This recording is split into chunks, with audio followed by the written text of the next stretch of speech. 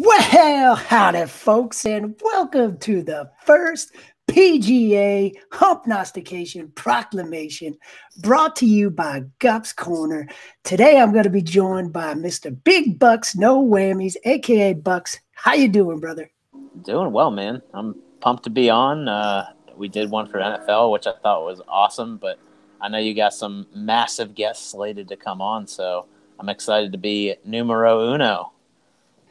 Yes, you are absolutely a veteran of a Humpnostication Proclamation. You know exactly what's going to go down, but I'm going to explain it very briefly for those maybe watching for the first time.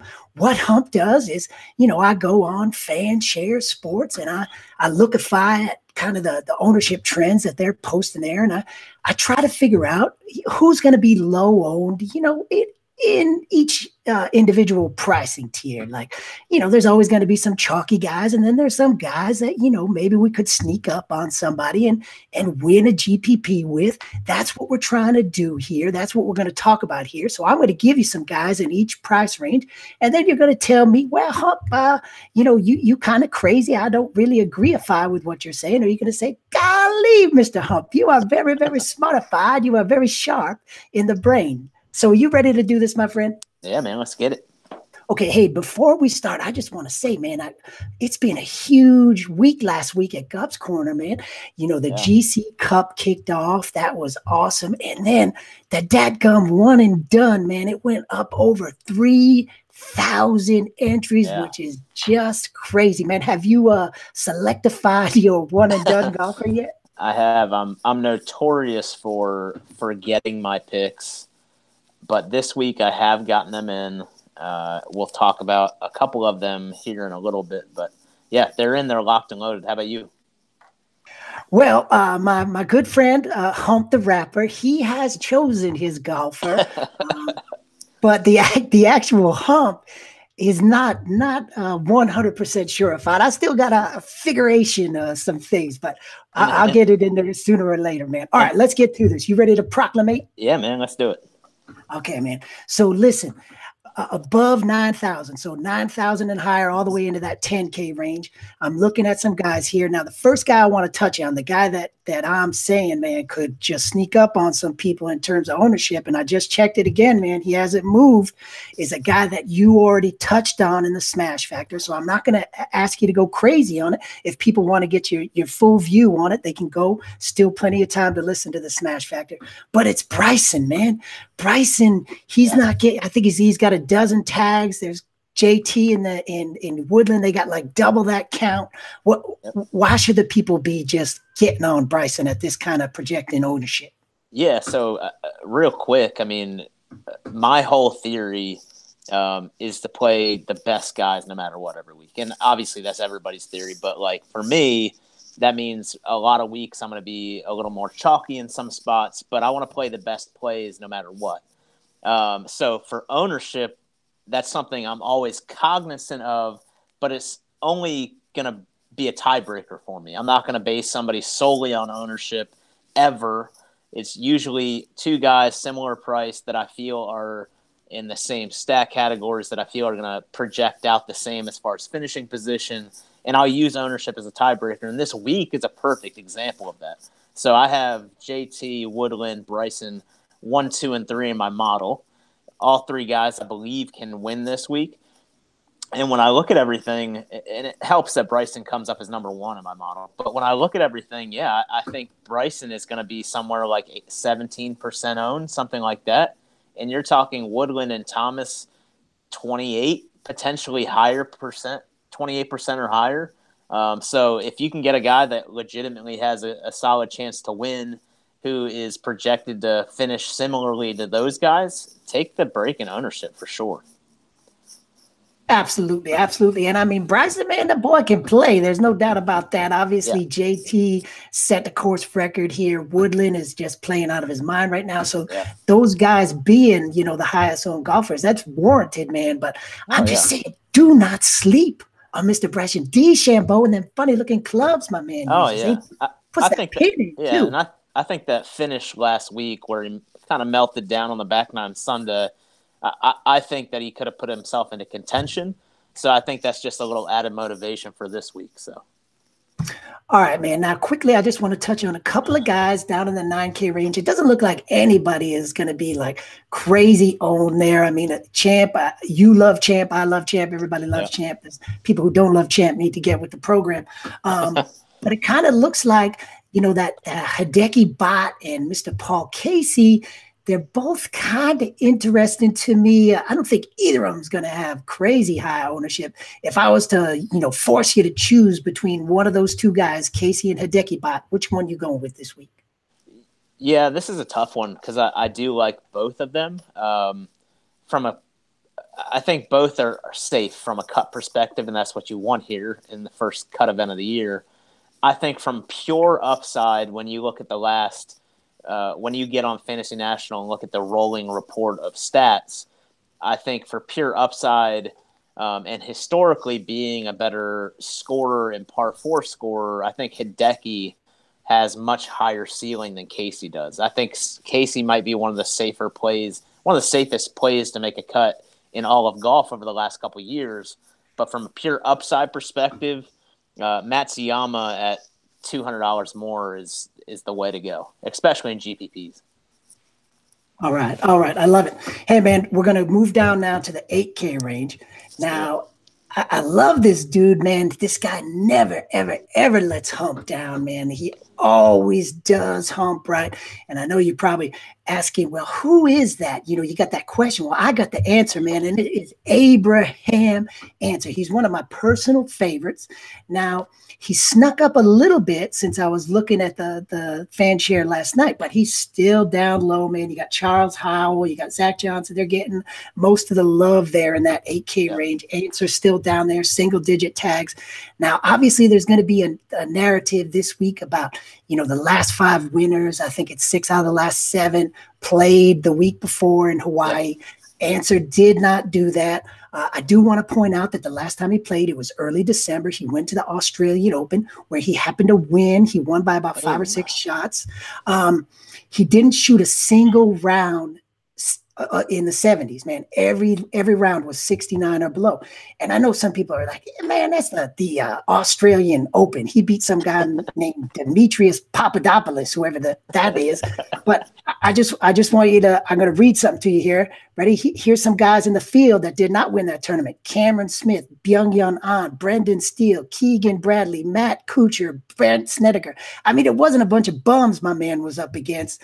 I'm looking over at Fantasy National. I look at the last 36 rounds, okay? He's 15th in the field at DK points, 13th in strokes gained tee to green.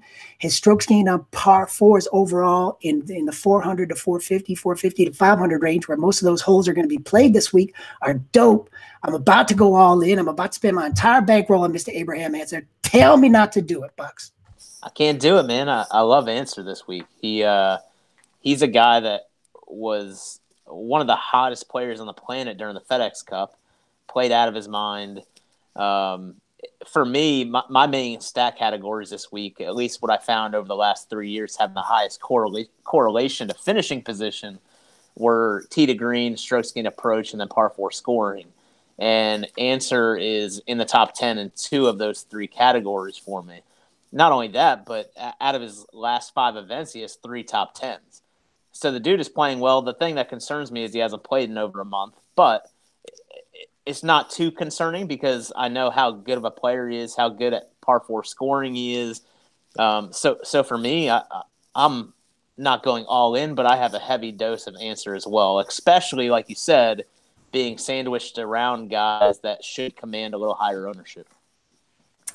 Yeah, and I mean, I guess his price, he's in the high 8 range. Maybe some people are like, "Oh, I can't pay that for Abraham Answer," and strokes gained approach is everybody's talking about that. And he's got some pedestrian size numbers in that, but hey, man, he's still scoring DK. I like him this week. I'm glad to hear that you do too. Maybe not quite as much as Hump, but I love the guy. All right, man, we're moving down now. We're moving right along. We're getting into that 7K range. Now, it looks to me, I'm peeking over at the live fan share. Scott Piercy, somebody uncovered, I can't quite remember who it is, but they uncovered his Twitter account, and he's always talking about how much he loves the Sony Open. He's got decent history here. So Scott Piercy, man, he's getting a lot of love. I think he's going to be the highest owned in that range. Patton Kizzire also going to be fairly highly owned in that range, and it looks like even Mr. Ian Poulter now is starting to creep up. Some people talking about Ian. A lot of people talking about Ian. Yeah, and if Ian maybe had made some putts last week, he would have finished better. So I can see what's going on there. Now, the guy that I'm looking at, and he's still way down there, man. He's still single digits. A lot of these guys are, high teens. Is my boy, Mr. Sam Ryder on the Storm, man.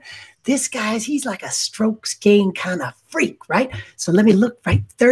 Last 36 rounds over at Fantasy National, 5th tee to green, 7th ball striking, 8th approach, and 6th mother humping 6th in the DK points. How come everybody's not talking about this guy?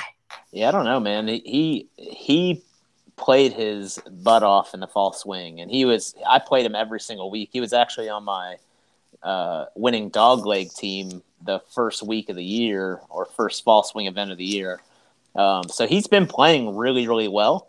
The awesome thing about Sam is his price. I mean, you have a guy that is 6th in my stat model, top 4 in 2 of the 3 core categories this week, and he's $7,200. I mean, that opens the door for pretty much anybody you want. And from a pure upside perspective, I'm not sure there's any better value on the board. And like you said, he's not one of those names where people are all over now. So people are going to gravitate towards – I even see people gravitating towards the Stewart Sinks, the Strickers that are down there as well, and Jimmy Walker that, frankly, probably shouldn't be played. This is an up-and-coming guy that's just been playing out of his mind over the last 4 or 5 months. And he's being overlooked. But he is and I mentioned him on the Smash Factor. He's going to be one of my core plays this week. I love Sam Ryder.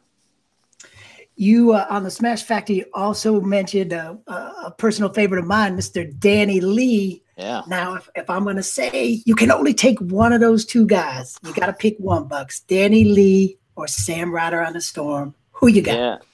Yeah. That's really tough because, honestly, I have both of those guys stacked in the majority of my lineups. But if I had to choose one, I would go Danny Lee. I loved his game. He's typically a terrible driver of the golf ball, and really his confidence comes from hitting that club well. And he's been hitting his driver really well lately, and his iron play, which is typically really good, has been mediocre. So I think that turns around this year, and he has a massive year this year. All right, man. Moving down now. We're going all the way down to the 6K range. Yeah. Now, there's nobody typically in that range that's going to be super high owned, killing. He's currently the highest tagged player on FanShare, Mr. Ollie Harrigan's, right? So he's got his new caddy. So there's been some people talking about that. Maybe that's going to help him turn around his game. I think he's going to see some ownership in there, but I'm telling you, the guy that kind of caught Hump's eye is a guy I truly don't really know a lot about, man. It's Mr. Cameron Davis. Hump has kind of an affinity for Australian dudes. I like Mr. Cameron Davis. So he has won the Australian Open in 2017. He's a former Australian amateur champ.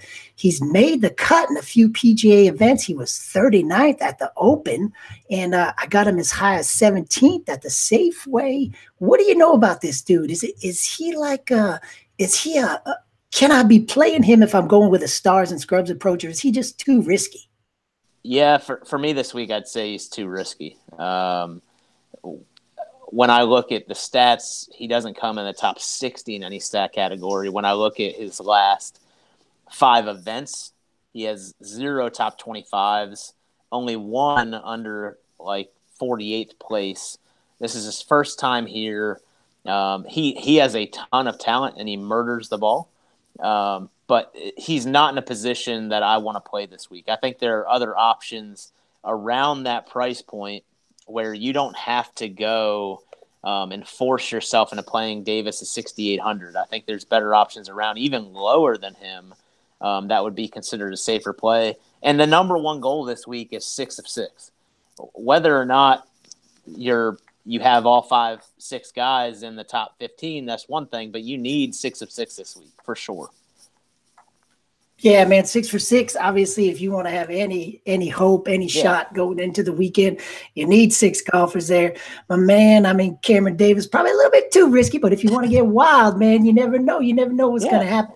He hits the ball long. He hits the ball long enough where if he generally keeps it between the tree lines and he's putting well, then he has the length to take advantage of the golf course for sure. But from a stat and historical perspective right now, it's not a guy that I'm personally touching. All right, fair enough. Now you can see Mr. Humpy's wearing this Hawaiianified shirt because I love the Aloha swing, man. My kids, my children, they're half Hawaiian, so you can figure out how that works. But anyways, man, so the Humpnostication, man, it's like these thoughts come into my brain, and I feel like since I got this kind of Hawaiian connection, man, maybe I got some good vibes for this week. So I'm on Bryson, I'm on Mr. Answer, I'm on Sam Ryder. You like those guys? That makes me feel real good. I don't know if I'm going to play Cameron Davis, but I got to talk about somebody in 6K, so I'll bring him up just to see how you feeling. But I think we're looking pretty good with the Humpnostication Proclamation this week. Now I'm looking for Bucks to give me some prognostication. Now I'm going to call this one Bucks Butamus Beast. Now I don't care about ownership. I don't care about price. Who you got to get in there this week, Mr. Bucks?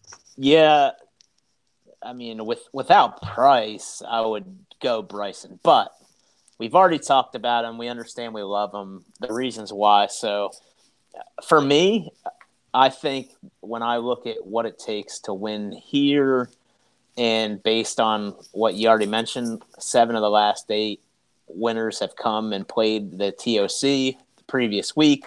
My guy this week is going to be Kevin Tway. He's $7,500. He played last week. He's been playing really, really well. He's solid off the tee, scores well on par 4s.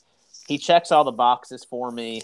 And honestly, I want a guy that represents heavy value, and at $7,500, I think that he is just insane value. 3 top 25s, no missed cuts in his last 5 events. I think that he has a chance to T15 here. So $7,500, I'm all over him this week. Man, I love to hear that, Bucks. I love Kevin Tway. I was a little bit afraid of him here at this course, because I kind of think of Tway more as a bomber, not a guy who kind of plays his way around the course. But man, this dude right now, this is live on FanShare, 7 tags and an 86% sentiment rating.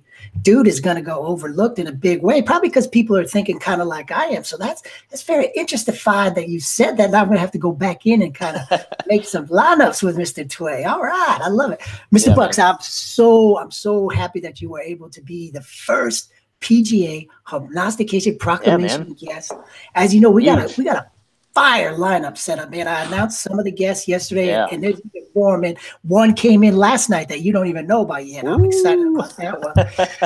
Now, before we go, man, I want you to tell the people, because the announcement was made, Gups Corner, getting a little premiumified, but it's my understanding that there's a great deal, like an early bird special if people get on it. Can you explain how to get that early bird pricing? Yeah, so we're going to launch February 4th, I believe. And if you sign up before the Masters, you can lock in $6.99, $69.99 for the year, and lock it in for the next 2 years if you want.